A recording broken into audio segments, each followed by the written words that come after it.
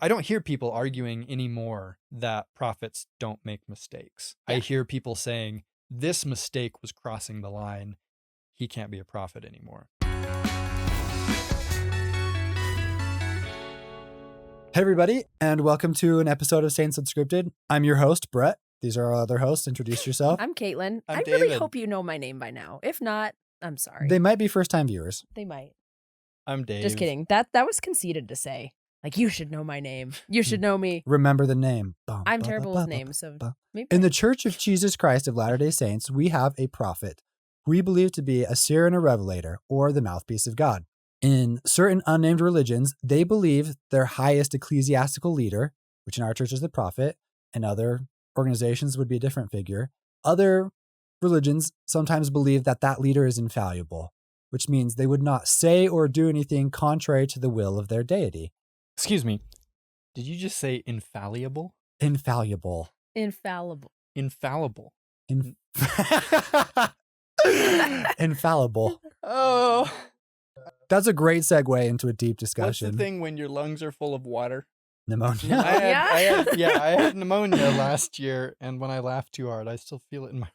Are Good. you serious? Yes, but in the Not good. I Oh hope my you feel gosh. better, in David. the outline you put fallibility.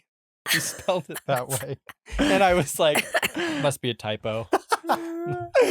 Okay, if we're just confessing things, I thought it was library until I was 13. I didn't know there was a second R.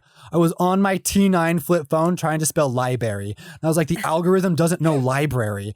And then I realized at age 13, library has a second R in it. Wait till I tell you about February. Anyway, back to the prophet. Sorry to interrupt you. But I did graduate high school, so we overcame that. Anyway, But yeah, prophets, are they fallible? Are they not? We talk about our opinions in this show. I'm going to lead with that. If I was to say our prophet was infallible, I would expect every statement of theirs to be 100% correct in all known ways of truth. I would also not expect them to commit any mistakes. I would not expect it to come out that like, so-and-so evaded taxes, but that they hadn't made any mistakes verbally or in action. Okay, so that's kind of your definition. That's my idea Because mine of would more infallible. be, when I think of like infallibility of the prophets, I recognize and understand that they make mistakes as a human being.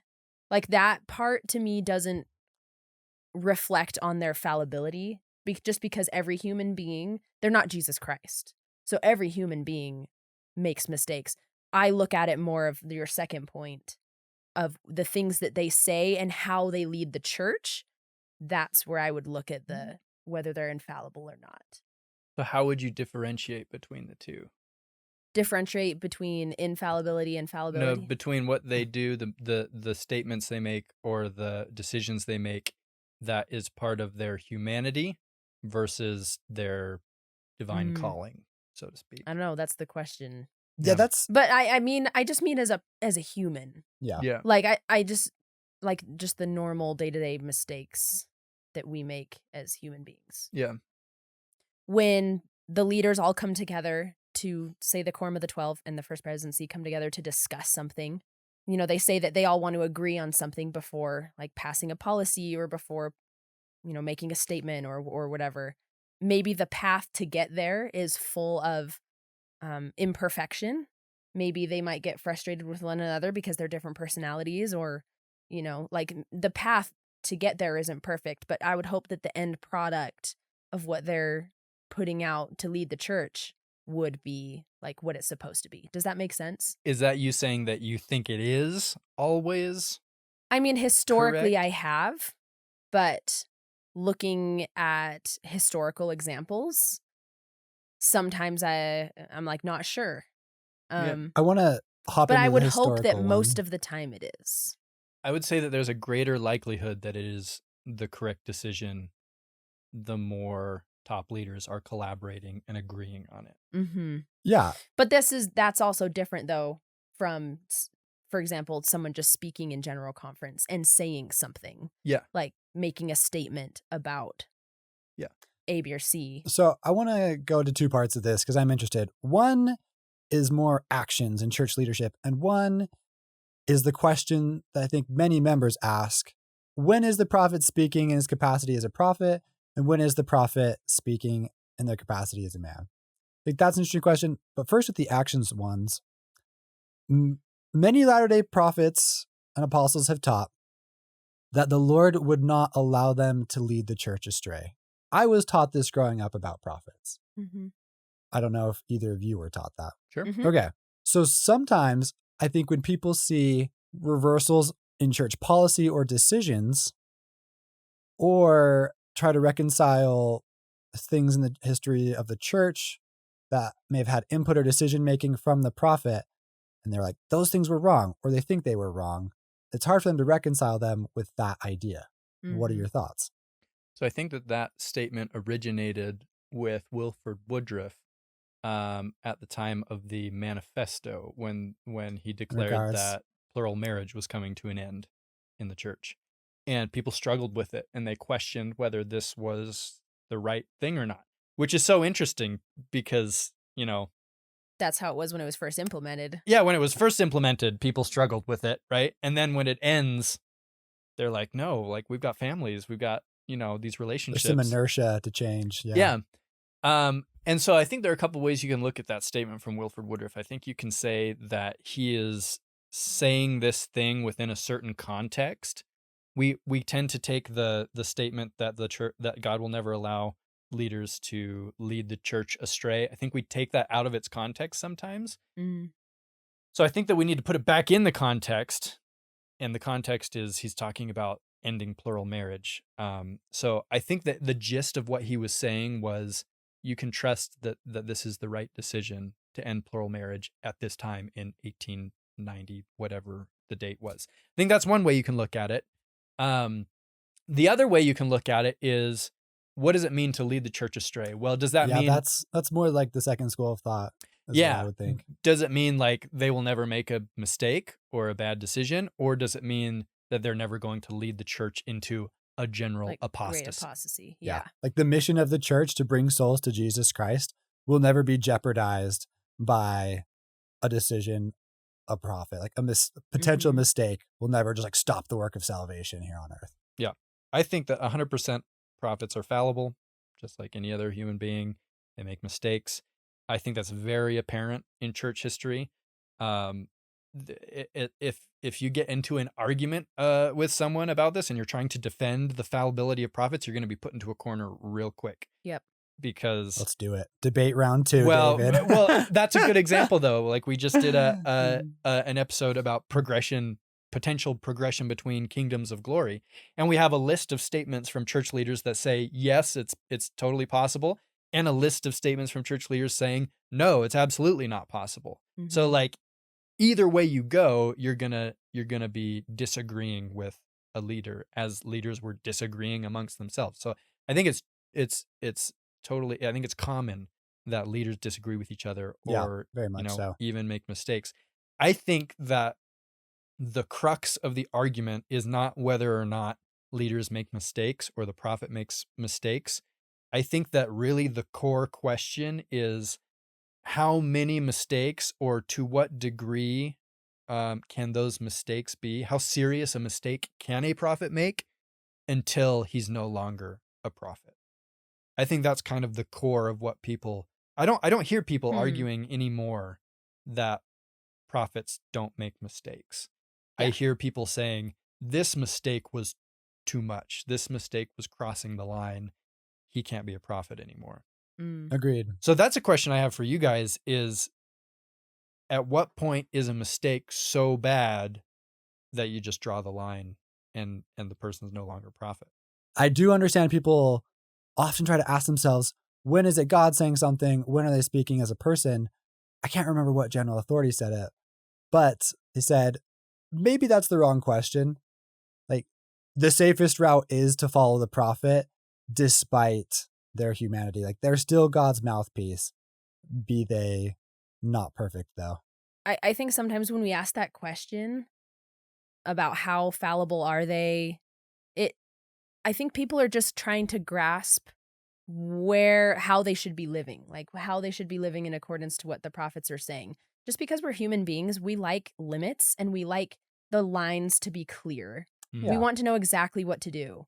And when it comes to statements by leaders of the church, that's not exactly how it is, because sometimes they might contradict each other with certain topics, and we're left as members like, okay, so what do we do with that information? Do we follow it all to the T? Like, one example that comes to mind, I've been talking about this with some family members. So someone I know who was back in the, I don't know, 80s, or I don't know, this might have been in the 80s. It was after President Benson made the statement about women, how mothers in Zion should work, or should be at home, and not, like, that's your main priority, is to be a mother and to be at home and to not work. But I'm very paraphrasing. I don't exactly know how he said it. And then she, at the time, was a substitute teacher, and she went in. She had a calling where it might have been Relief Society president or something, where she went in and was talking to the stake president. And the stake president, based on President Benson's statement, and also a pamphlet was made at the time based on that statement as well, kind of solidifying more of like, okay, we need to take this seriously. He told her that she was being disobedient, basically, because she was being a substitute teacher. And she's a really faithful person, and she was pretty upset by it, but she, continued to do what she needed to do. And then recently, Sister Camille Johnson, yeah. She just made an Instagram post talking about how in her life she worked and was a mother at the same time, and like how she made that work with her, and how she reconciled that with being a member of the church. So much of the personal revelation comes into that. Sometimes we just want to be told how to do it, but that doesn't always work. It doesn't always work to just look at it in the completely black and white way. But I guess the way I've always made sense of it is just like, am I generally following what is being taught, and is it working in my life? Like, of course, the doctrinal stuff is the most important, like following the commandments and the temple recommend questions and all those things I want to make sure I'm still doing. Yeah. But when President Nelson gets up and he's like, I invite you to read Doctrine and Covenants, like, I don't know, he recently invited us to read something, or, when they tell us to do certain things, like, I'm going to try and follow that. But I don't know. I'm not always perfect about it. But that's just one example. Like, this is a good segue into like kind of the final idea of it, Kate, is what is the role of personal revelation in your path of discipleship, in like sustaining and honoring our church leaders? Like, what is the role? Like, I try to take everything what they say seriously and try to apply those things in my life. But like Sister Johnson and like, the person I was talking to, she continued to be a substitute teacher and like lived a really good life and is still fine.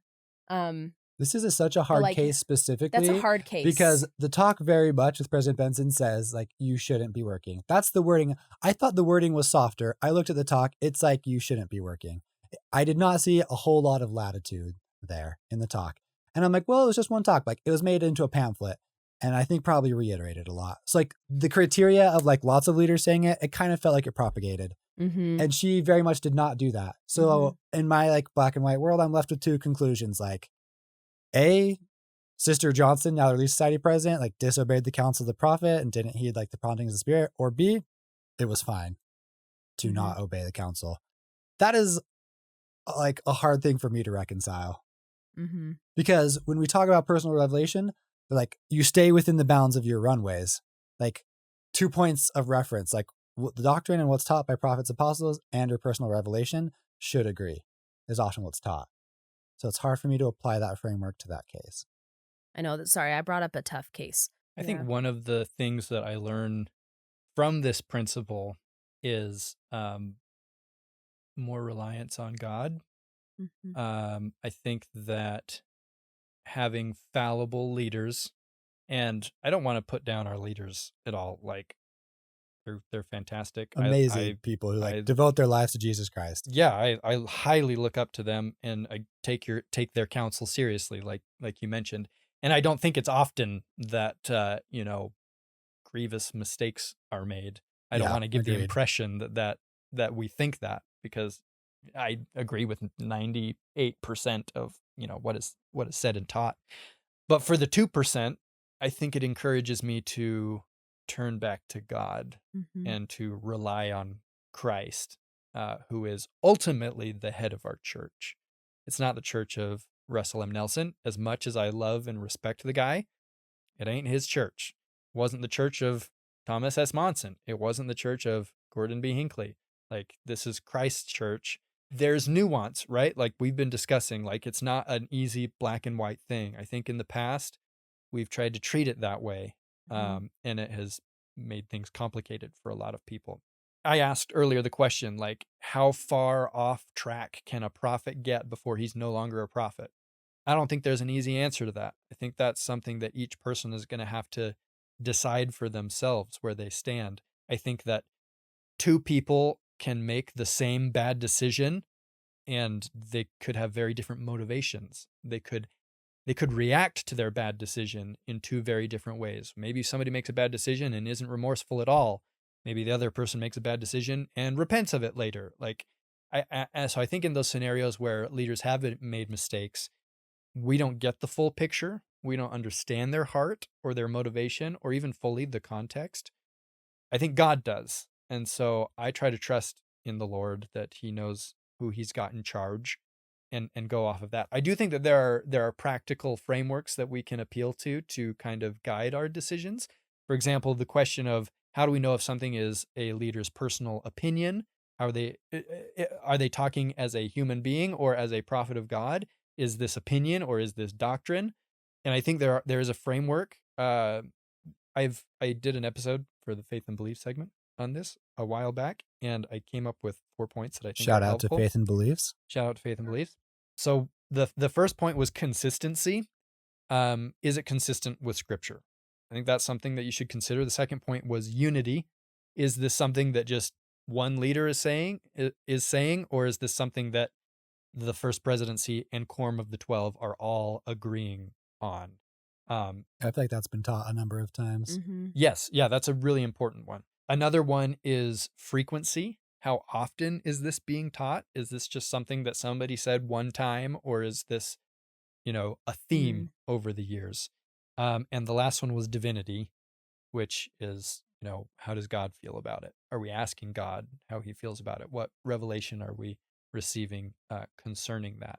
And so I don't think that there are going to be many instances where if you pass a situation through that filter, I think it takes care of a lot of questions about whether or not something is opinion or doctrine. Not all of them. There still might be outliers. It's a useful model, though. Yeah. It's a useful model. But you know what? I think sometimes we overcomplicate it. And I just say, do your best.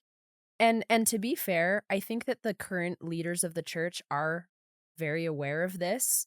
And I've noticed in the way they talk, let's look at, I guess, just General Conference as an example. You're going to see a lot fewer instances, I think, of them making like really strong statements about things, unless they're like actual repeatedly teached doctrine, because they understand their audience for the most part.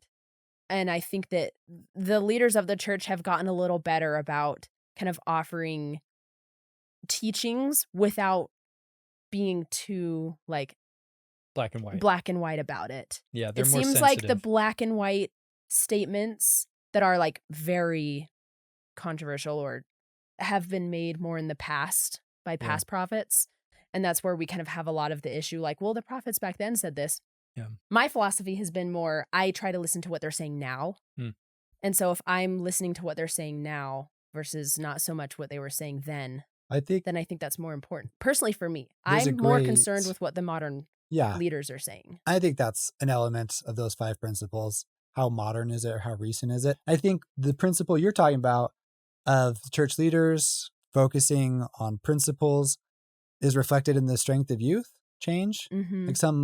I think church leaders, apostles and prophets, are focusing on principles more than do's and don'ts in general. I just think that we live in a nuanced world. Like you said, like we really want black and white answers. We want easy answers. We want to be kind of spoon-fed things. I don't think that that's the case here.